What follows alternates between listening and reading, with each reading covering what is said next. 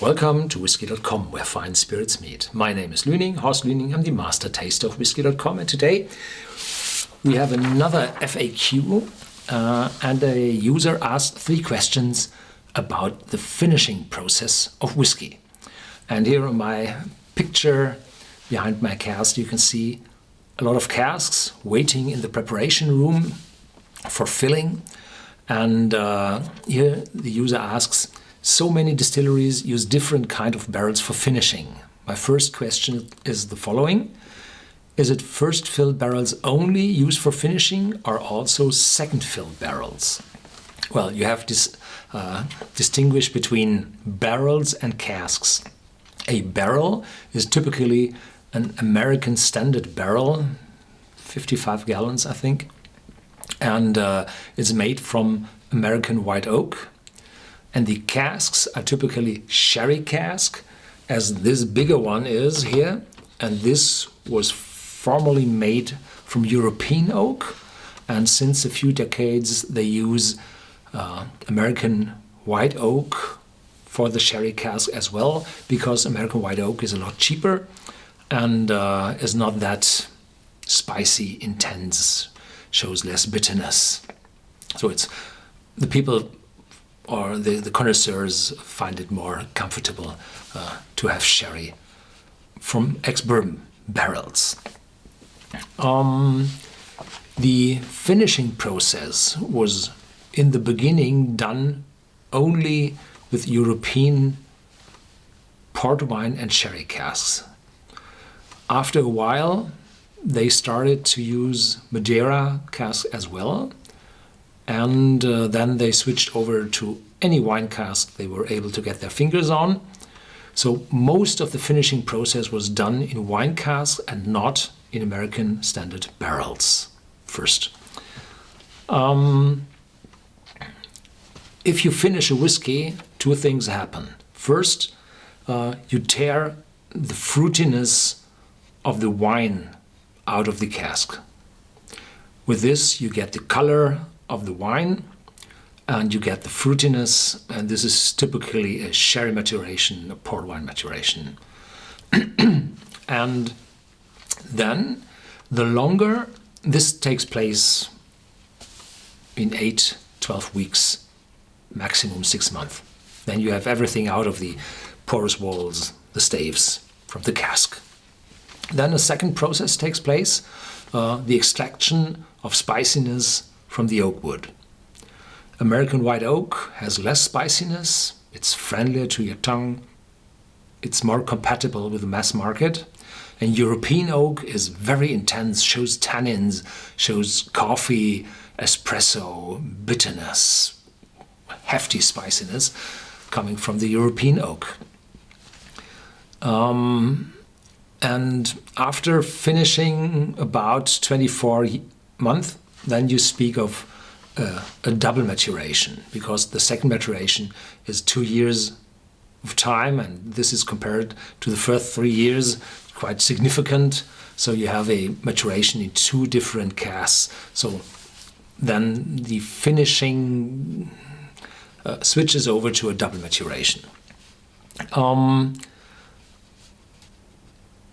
There are some casks or some whiskies on the market where you see a finishing from ex-bourbon casks. Yes, they are on the market. And typically this happens to whiskies which matured in less active casks. Either the cask was 2nd, 3rd, 4th fill. Then the result is very, well,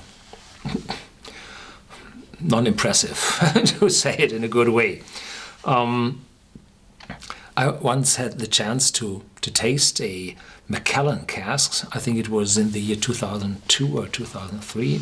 Bob Delgado showed around samples, or one sample of a cask which matured not at all. So you had this subtractive maturation where the sharp substances, the faints, converted into less active compounds, but the cask added nothing from, or the whiskey added nothing from the cask.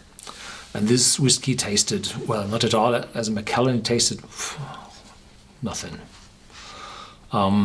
So these casks which do not mature very well, they are predestinated for being finished for a short time, so that you have this subtractive maturation, and then you add another kick of wood, so that the result is, well, a full matured whiskey with the subtractive maturation, where the bad aromas are gone, and the additional maturation where you add substances from the wood, like caramel, coconut, vanilla, yeah, whatever. So the easy way is just to mature for 6 months in a sherry cask or in a wine cask. Let all the aromas, the fruitiness, the sweetness from the wine move over into the whiskey, and good. So this is easy. To find the right time that there is still some oakiness coming over, this is quite difficult. And the modern finishing is typically done in a wet state. Those are wet casks, meaning you have a cask, fill it with sherry, wait for a few weeks until the cask sucks up completely the sherry. Then you dump the sherry into a vat for later use, and you fill whiskey into that cask to just let it suck out the sherry aroma from the staves, and after 12 weeks you're ready to go. And what happens then? Well, then again the sherry is put into the cask sucks up again, and everything is going on. So it's a kind of blending. It's a fast addition of fruitiness to a whiskey. It's legal, but if it's really that sensible, I don't know, it's not authentic. It's a modern way of finishing. But if you use European oak, where there is spiciness in, and you wait for a longer time, say 12 months, then you start to add up spiciness, and then the finishing process really works. And so are there second fill barrels as well? Well, barrels, I don't think so, but casks.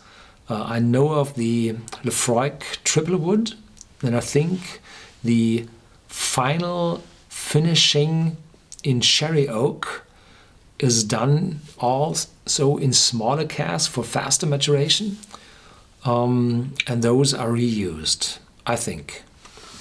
It's not 100% proof, no. That leads to my second question.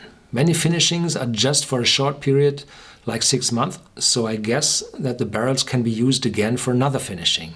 Is this true, that a barrel can be used for several finishing? Well, I started with that, and you have this declining functions of the transfer of aromas into a whiskey. And in the beginning, in the first, say, 24 months, most of the aromas are going over, and later on the rate is dropping and dropping. So for 2 years, the reuse of casks for finishing makes sense.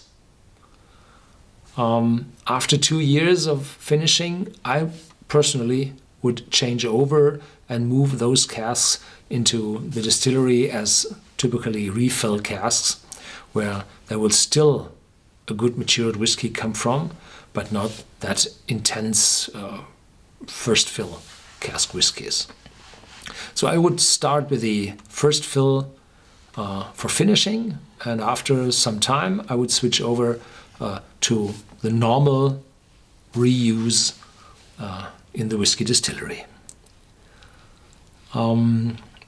That leads to my third question. After being used for finishing, what are the barrels used for? Sold, scrapped, or used as a normal barrels for the distillery?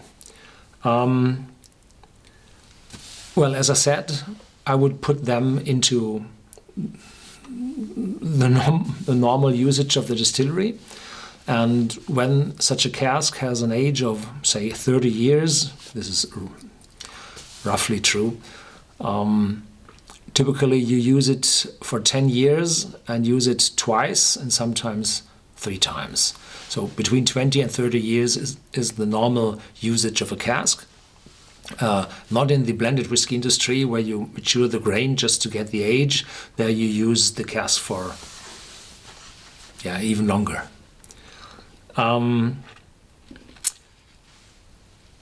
former times, the casks were really scrapped. They were, well, sold as flower pots for decoration.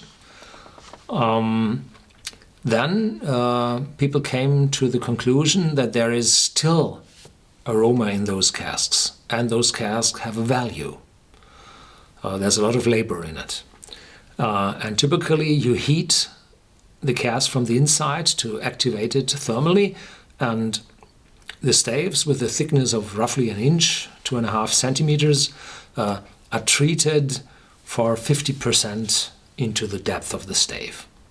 So in the inside there's this charcoal layer.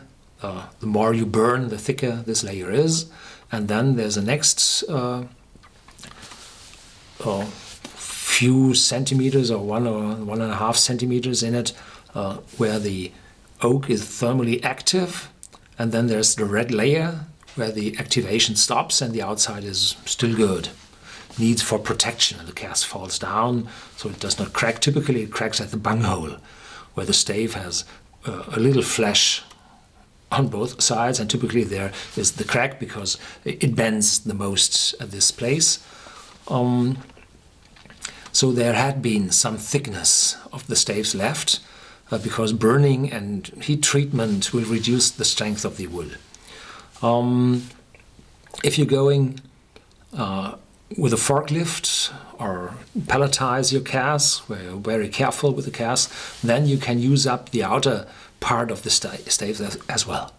So you just grind the inside with a metal brush. This is done automatically, going up and down, and scratching all these residues of the charcoal and the top layer of the thermal active oak out from the cask. And then you activate it thermally again, going into the fresh oak lying bare there. And then you burn it again, and then you have a rejuvenated cask, and you can go with this rejuvenated cask another 20 to 30 years. So the oak might have grown for 100 years, then used 30 years for a cask, and then again 30 years after rejuvenation. So it's a very long time where the oak is able to work for us, for the whiskey connoisseur, giving aromas into the whiskey.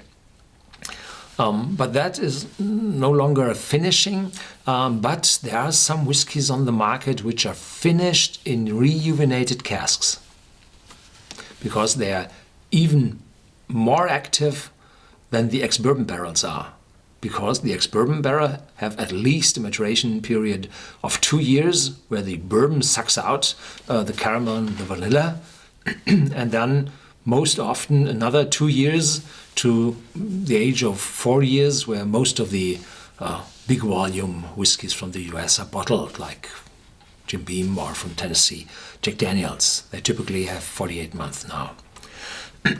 But the rejuvenated casks, they are fresh and they give everything they have into the whiskey. So rejuvenated cask for finishing is a good deal. You get all this caramel and vanilla, which you typically find in bourbon, in a very short time into the whiskey. I'm aware of, I think, Bunnahabhain, Deanston, they had those finishing in rejuvenated casks. Yeah, thank you for watching. That's all for now. If you have another question, please do so at #Whisky.com, and I'm looking into the question in the social media to dig out some. So because these were from our forum on Whisky.com, where we discuss several topics about whiskey and this finishing as well. Thank you very much.